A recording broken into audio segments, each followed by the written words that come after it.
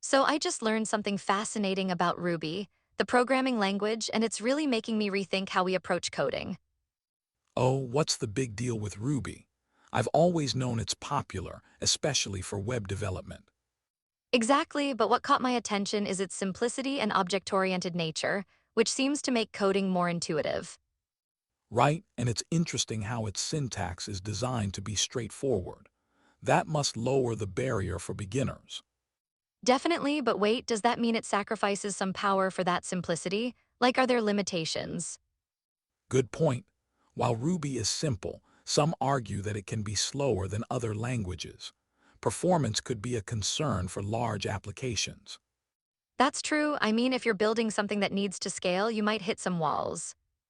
Exactly, but it does offer cool features like operator overloading and exceptions handling, which can be super helpful. Right? It's like Ruby gives you tools to express complex ideas more clearly. Can you give an example of how that works? Sure, with operator overloading, you can redefine how operators like plus and behave for your own objects. That sounds fun. Wow, that's like giving your variables personalities. But is there a downside to that level of flexibility? Well, yes, too much flexibility might lead to confusion. If someone else looks at your code, they might not know what to expect. That's a solid warning. It's like when you customize your phone so much that it becomes unrecognizable to anyone else. Exactly. And speaking of features, Ruby has this thing called mixins. It's a way to add functionality to classes without traditional inheritance. Mixins sound intriguing. Is that like combining traits? How does it work? Kind of, instead of building a complex hierarchy, you can mix in modules for shared behavior. It's more flexible. That's cool, but doesn't that introduce complexity? I mean, figuring out where a method comes from could get tricky. True, it makes tracking down issues harder, but the trade-off is often worth it for cleaner code. I can see that. Cleaner code is appealing, but if it leads to hidden problems, it might backfire. Right? Plus, Ruby's garbage collection helps manage memory, which could be a double-edged sword if not handled properly.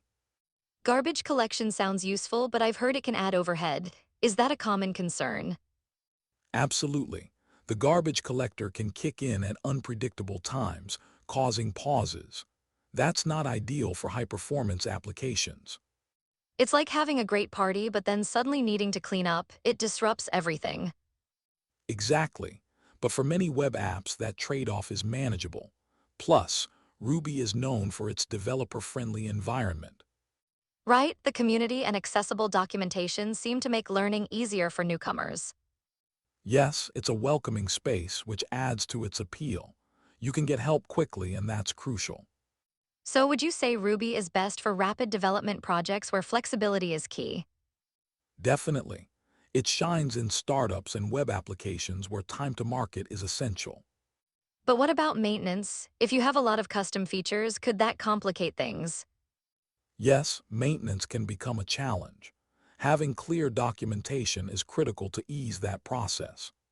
That's a good takeaway. Documentation feels crucial in programming, especially for languages like Ruby. For sure. And speaking of resources, the Ruby community offers plenty, from mailing lists to forums. That's nice. It really fosters collaboration and continuous learning. Absolutely. And Ruby's creator, Yukihiro Matsumoto, envisioned it as a language that prioritizes programmer happiness. Happiness in coding, that's such a refreshing perspective. It makes me want to dive into Ruby. And that's the essence of it. Ruby aims to make programming enjoyable and productive. But is that an achievable goal? Can a programming language really enhance happiness? Good question.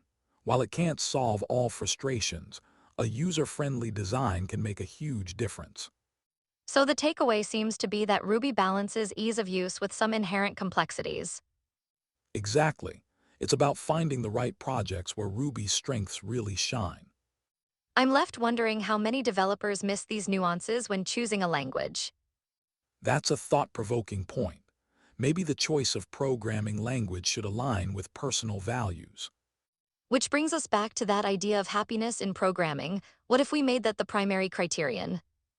Now that would be an interesting shift. I wonder how many would still choose Ruby in that case. It could lead to some surprising revelations about language preferences. Totally. I'm excited to see how this discussion evolves in the future.